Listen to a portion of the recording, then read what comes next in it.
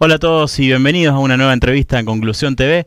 En este caso estamos con Julio Rodríguez, autor del libro El payador de la redonda, la historia de Gabino Sosa, un ídolo charrúa.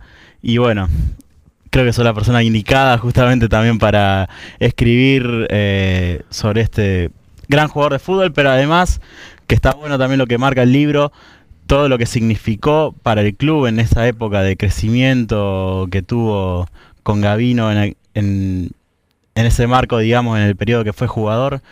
¿Cómo fue un poco, te pregunto, no sobre por qué elegiste a Gabino, porque creo que ya es obvio para cualquier hincha de Central Córdoba, pero cómo fue un poco el proceso de investigación una vez que te decidiste a escribir sobre él? ¿Qué fue lo primero que empezaste a buscar? ¿Qué tenía ya de archivo? Buenas tardes, Santiago, y a todos los muchachos acá de Conclusión. Son muchos años de investigación, desde arrancar yendo a hemerotecas, buscando diarios de la década del 80 para atrás, 70, 60, y me fui encontrando con la riqueza de la historia de Central Córdoba, que si bien uno había leído algunas cuestiones en revistas o por relato, en mi casa yo nací en Tablada y siempre se hablaba de aquellos equipos de Gabino, de Vicente de la Mata, del Torito, y me fui encontrando también con un material que se rescató en el club cuando fueron los 100 años, que son los libros de actas desde 1913 hasta el año 90. Están los libros completos, falta el primero. Y en base a eso fui leyendo con la digital, sacando fotos a los diarios, un laburo de archivo de mucho tiempo, de muchas horas y con mucha pasión también, porque empecé a encontrar anécdotas y historias en torno primero al club, y lo fui centrando mucho más en la figura de él, a raíz de escritos, sobre todo en la revista del Gráfico. A mí me llamaba mucho la atención la cobertura que el Gráfico le daba por la década del 20 y del 30 al fútbol rosarino. En ese momento era un fútbol en potencia, en auge. Recordemos que cuando Gabino jugaba en Central Córdoba, a su par fue convocado para, en ese momento, el combinado de la Liga Rosarina. Estamos hablando de la etapa amateur. Y recordemos que entre la década del 20 y la década del 30 a Rosario vino el Barcelona, que perdió 4-0 con el combinado rosarino. Vino el Español de Barcelona, que en ese momento tenía una de las figuras más importantes del fútbol, que era el divino Zamora, el arquero de aquel cuadro catalán. Vino el Chelsea. Y en ese momento 2 veces por año jugaba el combinado Rosario contra el combinado porteño, y casi siempre se dividía entre triunfos y derrotas el combinado rosarino. También había partidos importantes contra el uruguayo. O sea, en el trabajo, en el libro, intenté retratar una época de un Rosario que hoy parece prácticamente imposible de imaginar, que venga el Barcelona a jugar aquí, que pierda contra un combinado de jugadores amateurs, porque el Barcelona vino en 1927. O en el 28 vino el Barcelona. Y después que todos los años juegue Rosario contra el equipo porteño. En ese momento un combinado porteño importante, porque también representaba lo que era el seleccionado nacional. Y en esa historia aparece Gabino. Entonces, cuando yo empiezo a leer tantas notas que hacen referencia a él, digo, me parece que hay un personaje importante por retratar.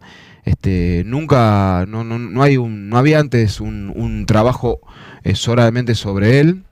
El club tiene 2 libros, en el 2006 el libro del centenario de Noni Cerruti y Pablo Zapey, y después el libro de relatos, pero después no se escribió más nada sobre Central Córdoba. Así que bueno, me pareció una buena oportunidad para que el club vuelva a las marquesinas de las librerías, y que el lector rosarino, el futbolero, una ciudad futbolera, se interese por la biografía de él. Y justamente, bueno, ahí lo marcabas un poco como Gabino Sosa, además de ser un ícono de Central Córdoba, trascendía ya, o sea, era un ícono del fútbol rosarino. Y te pregunto también, bueno, en esto de lo que fue la búsqueda a la hora de empezar a escribir este libro, un poco cómo pensaste también en el sentido de, a la hora de tener que escribir sobre Central Córdoba, si justamente influyó, por ejemplo, esta falta, digamos, de mucho material bibliográfico sobre Gabino, sobre otros íconos, sobre otros jugadores. Eso fue también un puntapié, digamos. de cierta forma rescatar un poco de la historia de Central Córdoba, comenzar a rescatarla. Sí, porque justamente a él le toca jugar en lo que en forma personal considero que es la etapa más importante, una etapa refundacional del club. Gabino llega en el 16, cuando el club tiene 10 años apenas. Central Córdoba fue fundado en 1906. Y su etapa más preponderante, cuando él fue capitán, arranca a partir de la década del 20, cuando él vuelve del servicio militar en provincia de Córdoba, donde él juega un año en instituto. Y ahí es donde empieza a tomar forma el estilo de juego del club, el ADN. Viste que muchas veces dice el ADN, el ADN Central Córdoba yo lo encuentro en Gabino Sosa, en esa etapa de fines de la década del 20, cuando el club no consigue ningún título en la etapa amateur, pero siente un precedente de posicionarse como un tercer cuadro de la ciudad, atrás de Newell's y Rosario Central. Y en la etapa profesional, coincidimos con el 1931, que es el inicio del profesionalismo, donde el club gana su primer campeonato, el torneo eliminatorio en diciembre, y después gana el torneo Molinas el 32, gana su única Copa Nacional, o sea, el torneo Becar Varela, que el trofeo lo exhibimos el viernes ahí en la sede. Gigantesco. Claro, el escultor Camilli lo realizó en 1935 y es la única Copa Nacional que tiene Central Córdoba, y ya fue con un Gabino ya bastante veterano, tenía 35 años. En esa etapa, en su etapa de madurez de futbolista, el club vuelve a ganar un torneo en la Rosarina, que es el torneo de preparación en el 34, y ya en sus últimas etapas gana el torneo Molinas en el 36 con Vicente de la Mata ya como futbolista. O sea, él comparte el segundo año de Capote, porque él debuta en el 35. Y ya prácticamente en el 38 se retira del fútbol, dejando una camada de jugadores como reemplazante, que yo también ahí lo remarco mucho en el libro, esta cosa de maestro, de docente en las inferiores del club, dejando a jugadores como Vicente de la Mata, su hermano Francisco, el Torito Gualdino Aguirre, Federico Monestés, Humberto Fiore, José Casalini, Rodríguez de Lara y Étalo Emanueli. Todos estos jugadores que te nombré, todos jugadores que han llegado a jugar al fútbol en la primera división del fútbol argentino. O sea que también intenté retratar una época del club, cómo el club entre el 30 y el 40 logra un crecimiento social importante, gana campeonatos y transfiere jugadores a los mejores clubes del país. Y también dentro de las anécdotas, por ejemplo, que se cuentan en el libro, y de lo que ya forma parte un poco de Gabino como persona, está lo que sucedió con la primera firma de contrato. Sí, así arranca un poco el trabajo. Yo ahí pongo dos anécdotas, uno contado por su hija, ya fallecida. Las hijas de Gabino fallecieron todas, y también retratada por el periodista Borocoto, que era muy amigo de Gabino Sosa y siempre lo entrevistaba en el gráfico.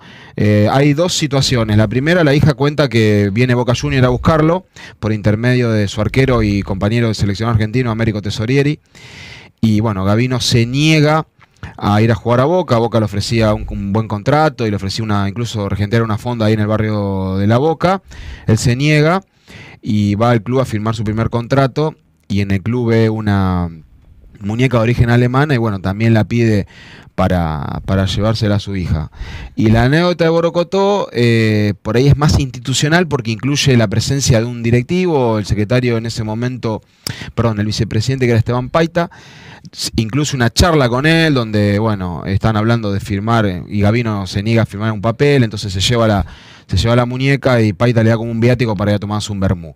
Esas son las dos anécdotas, y me parece importante dar el puntapié inicial en el trabajo, porque es la anécdota más conocida. Yo de chico en mi casa me decían, Gabino, los jugadores de ahora firman por millones, Gabino firma una muñeca, y digo, ¿cómo habrá sido eso? Yo pensaba, ¿qué es esto? Claro, y eso marca también un montón la época de la que estamos hablando. Y sí, la pertenencia y la identidad que él le dio a Central Córdoba, más allá de que fue el único club donde jugó acá en la ciudad, es importante el trabajo que venimos rescatando en el club. Yo formo parte de la subcomisión de jóvenes. Vos, Santiago, ya conocés por ahí el trabajo que estamos haciendo en la sede, y tiene que ver con esta búsqueda y de la identidad para el club, ¿no? Tanto tiempo que del club había malas noticias, me parece es importante rescatar esta parte histórica, porque somos un club con historia dentro de la ciudad, es una ciudad futbolera, y me parece que el libro es una excusa para que el rosarino se empape un poco de quién fue Gavino y quién fue también su figura para Central Córdoba. Y bueno, justamente dentro de este trabajo, ¿cómo fue también el contacto con los familiares de Gavino, por ejemplo? ¿Cómo esa charla, enterarte de esas cosas? Que también imagino ellos te recalcaban un montón lo que era la persona de Gavino. Sí, yo hice, la investigación está en torno a la parte futbolística de él, pero después, bueno, él tiene familiares en el sur, en Viedma, en Río Negro, que por suerte y para sorpresa mía estuvieron el viernes en la presentación ahí en la sede, por intercambio de correo electrónico con uno de los nietos que me contó algunas cuestiones familiares que tienen que ver por ahí con lo que era su abuelo o la intimidad de la casa. La parte post-futbolística yo también remarco, era un vecino que se sentaba en la vereda y que la gente lo reconocía, que contaba anécdotas y que le decía a los vecinos don Julio, doña Julia, porque no sabía por ahí los nombres para identificarlos. Y de su otro nieto que vive en Soldini, de Rodolfo, también él aportó mucho, el material fotográfico más importante del libro lo aportó él, que guardó fotos, recortes. Lo que no pudimos conseguir es una pelota, bueno, la muñeca de origen alemana se habrá perdido. Él guardó una pelota de tiento que le regaló la fábrica de Belleville, pero no es un original de la época, sino que es una réplica, y tampoco hemos podido conseguir su valija, aquella que los hinchas la pasaban a buscar ahí por el domicilio calle Mitre para entrar a la cancha. Así que bueno, ha sido también un reconocimiento a los familiares. Yo te decía antes que sus hijas fallecieron y bueno, es un poco saldar una deuda también con la familia, con los datos que aportó, y es un homenaje por parte de un hincha hacia la figura de él. Y ahora, bueno, ya está el trabajo de Gavino Sosa, ya quedó inmortalizado acá en este libro. ¿Qué otros íconos de Central Córdoba también pensás que se merecen una mención, un trabajo de investigación y también para mantenerlo vivo? Y encima también remarcando algo que te había comentado también justo cuando fue la presentación, ver por ejemplo los jugadores de ahora, hojeando el libro, o a los niños más chicos. Sí, el propósito fue ese, justamente estuvo el capitán del primer equipo, el Gerardo Lalo Pérez, también vino el Pato Núñez, que es un habitué a los eventos que hacemos nosotros, y yo apunto eso, a que el jugador que está vistiendo actualmente la camiseta que él vistió tanto tiempo, lea la historia, se identifique, sepa que está jugando en una cancha donde jugaron notables futbolistas, está en un club que tiene un ADN, una impronta de fútbol bien jugado, de pelota al piso, de siempre pasársela al compañero, está en un club donde el Gitano Juárez empezó su carrera como técnico en la década del 60, donde jugó el Trinche Carloví, donde salió el Bocha Forgués, Walter Mainonis, Fatiga Russo, el Cabezón Piri, bueno, tantos jugadores los primeros que te nombré que han sido compañeros de Gavino. Y me parece que estoy apuntando y viendo si puedo empezar a reunir material de Vicente de la Mata, que justamente el año que viene cumpliría 100 años, él es de enero del 18, con la ventaja de que Capote trascendió lo que es Rosario, jugó claro en Independiente, es un ícono de la historia de un club grande del país como Independiente. Y bueno, por suerte los hijos están vivos, su hija vive en Rosario, ya el año pasado estuve hablando con ella. Así que bueno, sería un reconocimiento también para Vicente, que es una figura a nivel nacional, poder publicar una continuación de la biografía de Gavino, en este caso enfocado a Capote. Perfecto. Bueno, Julio, muchísimas gracias. Y por último te preguntamos a la gente que lo quiera conseguir, ¿dónde puede conseguir el libro? Bueno, el libro ya está a la venta en las principales librerías de la ciudad. Tenemos una fanpage que es El Payador de la Redonda en Facebook. Si no, me escriben un correo a librogavino@gmail.com. Y cada 15 días ahí en la puerta del Gavino Sosa, ahí donde está su busto, donde quedó inmortalizado ese busto a partir del año 1972, voy a estar vendiendo el libro para aquellos que estén interesados. Muchísimas gracias, Julio. Gracias a ustedes.